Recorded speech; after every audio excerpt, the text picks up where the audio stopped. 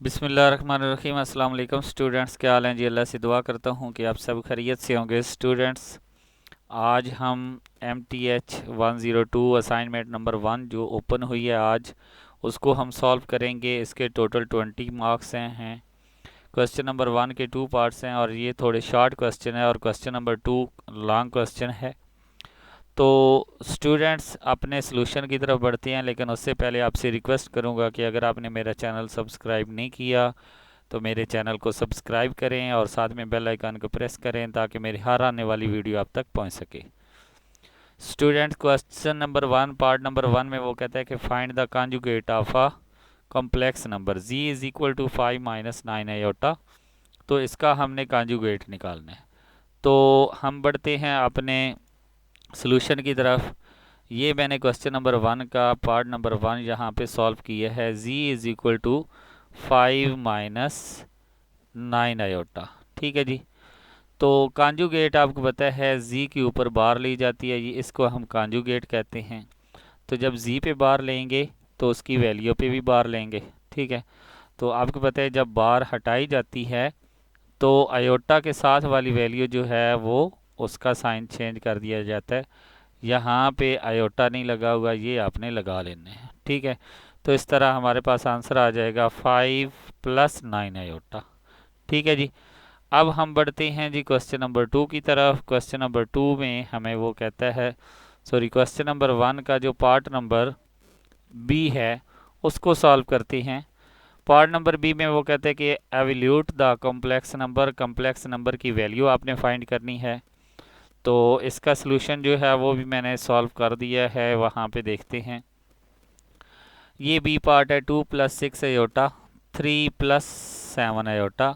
ज़रा आप देखें, यही पार्ट है आपके पास 2 प्लस 6 आयोटा 3 प्लस 7 आयोटा। ठीक है।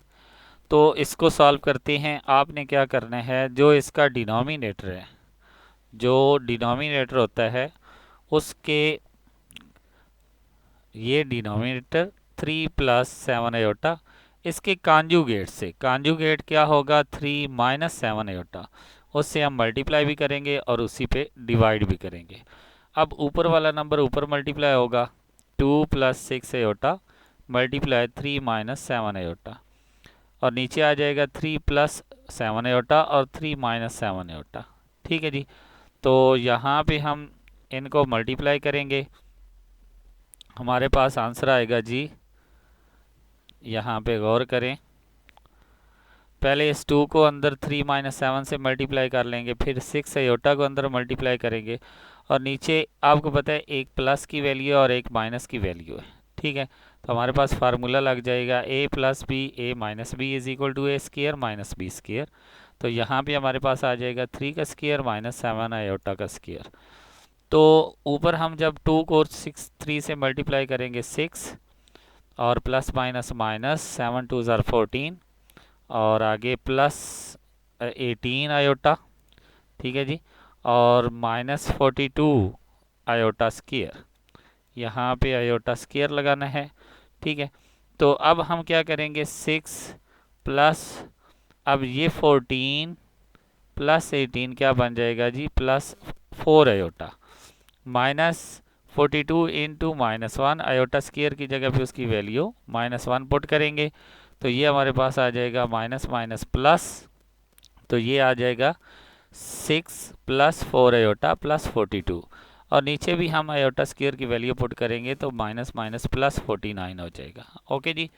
तो अब हम आते हैं जी इसके नेक्स्ट पार्ट की तरफ, इसको आगे मज़ीद सॉल्व करते हैं। ये हमारे पास 6 प्लस 42 क्या बन जाएगा 48, और नीचे हमारे पास 9 प्लस 49 क्या बन जाएगा 58। तो दोनों को सेपरेट कर लेंगे, 48 बाय 58 और 4 बाय 58 आयोटा। ठीक है।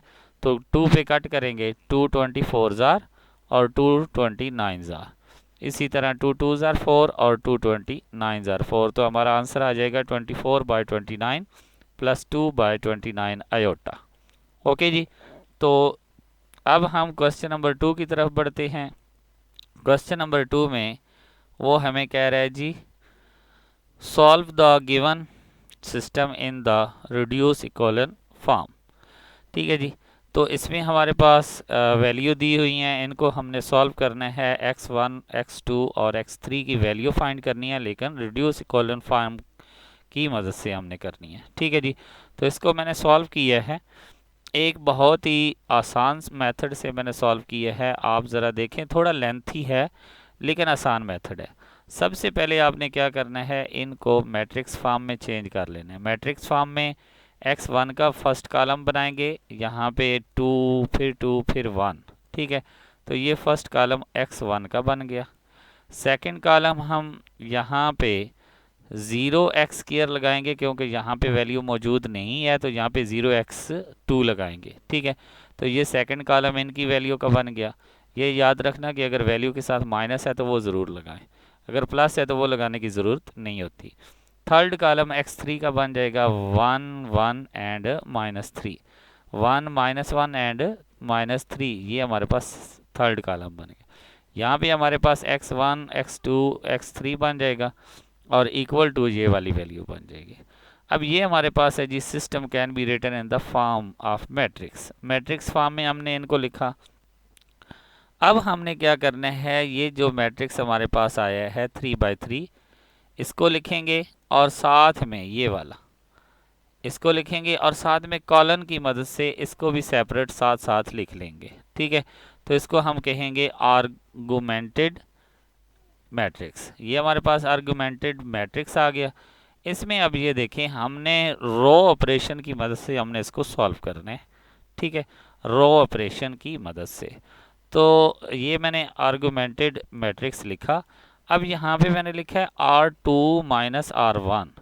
ठीक है, यानी कि R2 में से ये R2 है, ठीक है, और ये R1 है। ठीक है, ये टोटल R1 है और ये R2 है और ये R3 है। ये 3 रोज हैं, इनका हमने ऑपरेशन करना है। ठीक है, इन ऑपरेशन की मदद से हमने इसकी वैल्यू फाइंड करनी है।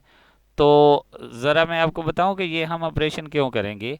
आपने सबसे पहले ये देखना है कि ये 3 वैल्यू भी आपने इक्वल टू 0 करनी है और ये 3 वैल्यू भी आपने इक्वल टू 0 करनी है। ठीक है जी, तो यहाँ पे कोई भी वैल्यू आए उनकी आपने टेंशन नहीं लेनी, वो ये आसान सा मेथड है। ठीक है, थोड़ा लेंथी है लेकिन आसान मेथड है, इसको ज़रा गौर से आपने समझना है।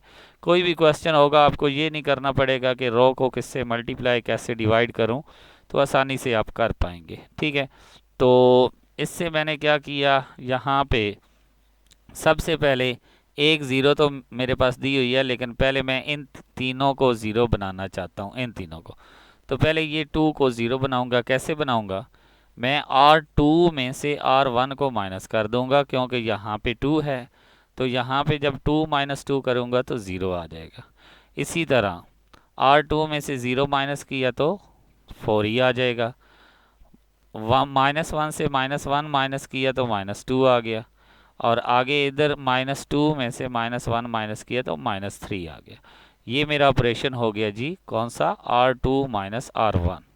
ठीक है जी, इसके बाद नेक्स्ट स्टेप में मैंने क्या किया है, मैंने लिखा है जी R3 को मैं किससे मल्टीप्लाई कर रहा हूँ, 2 से मल्टीप्लाई कर रहा हूँ। ये R3 है, इसको मैंने 2 से मल्टीप्लाई किया। ये देखें, ऊपर हमारे पास थी 1 -8 -3 एंड 2, तो जब मैंने इस रो को 2 से मल्टीप्लाई किया तो ये 2 1 ज़ार 2, 2 8 ज़ार 16, 2 3 ज़ार 6, 2 2 ज़ार 4, ये मेरे पास बन गई।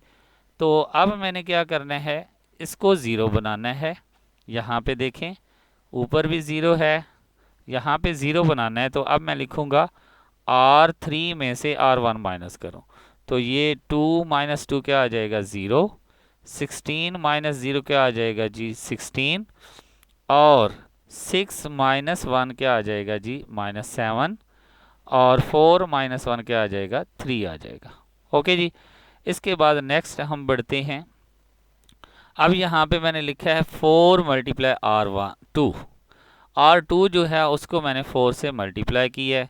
ठीक है, ऊपर देखें आपके पास R2 कौन सी थी जी, ये आपके पास 0 4 2 एंड -3, तो ये आपके पास 2 जब 4 से मल्टीप्लाई करेंगे, 4 4 ज़ार 16, यहाँ पे देखें 16 आ गया। फिर प्लस माइनस माइनस, 4 2 ज़ार 8, -8 आ गया, और 4 3 ज़ार 12 माइनस 12 आ गया। तो यहाँ पे मैंने क्या किया, R2 को 4 से मल्टीप्लाई किया। ठीक है, नेक्स्ट मैं क्या करूँगा, R3 और R2 को प्लस कर लूँगा। ठीक है, R3 कौन सी है जी, ये वाली है, और R2 कौन सी है, ये वाली है। ठीक है, तो जब मैं इनको प्लस करूँगा तो ये 16 माइनस का है और ये प्लस का है, ये क्या हो जाएगा, ज़ीरो हो जाएगा। और यहाँ पे -7 और -8 क्या बन जाएगा, -15। और यहाँ पे हमारे पास क्या है जी, +3 एंड -12 -9 रह जाएगा। ओके जी, अब आगे मैंने क्या किया है, R1 को 15 से मल्टीप्लाई किया है। ठीक है, ये मेरे पास R1 थी 2 0 1 एंड 1। तो इसको जब 15 से मल्टीप्लाई करूँगा, 15 2 ज़ार 30, 0 से करूँगा तो 0 ही, 15 1 ज़ार 15, 15 1 ज़ार 15। फिर जब इसको 15 से मल्टीप्लाई कर लिया तो अब मैं लिखूँगा R1 प्लस R3। R1 में R3 प्लस करूँगा तो ये R3 चौके -15 है और ये +15 है, तो यहाँ पे 0 आ जाएगा। ठीक है, तो और इधर क्या करूँगा, इधर ये -9 है और ये +15 है, तो ये मेरे पास आंसर +6 आ जाएगा। ओके जी, अब यहाँ पे देखें, मैंने लिखा है जी R1 को 6 पे डिवाइड किया है, तो ये 30 था, 30 को 6 पे डिवाइड किया 5 आया, 0 को डिवाइड किया 0 आया, ये भी 0 को डिवाइड किया 0 आया, और यहाँ पे 6 पे डिवाइड किया तो 1 आ गया। ठीक है, और साथ में मैंने R2 को 4 पे डिवाइड किया है, ये R2 है, इसको 4 पे डिवाइड किया, 0 को डिवाइड किया 0 आया, 16 को 4 पे डिवाइड किया 4, 8 को 4 पे डिवाइड किया 2, और 12 को 4 पे डिवाइड किया 3 आ गया आंसर। ठीक है, अब नेक्स्ट मैंने ऑपरेशन में क्या लिखा है जी, R2 को 15 से मल्टीप्लाई किया और R3 को -2 से मल्टीप्लाई किया। तो ये R2 है, इसको मैंने 15 से मल्टीप्लाई किया, 15 0 ज़ार 0, 15 4 ज़ार 60, और 15 -2 ज़ार क्या -30, और 15 3 ज़ार 45। लेकिन जब R3 को -2 से मल्टीप्लाई करूँगा, ये दोनों 0, और ये माइनस माइनस +30 हो जाएगा, और ये भी माइनस माइनस +18 हो जाएगा।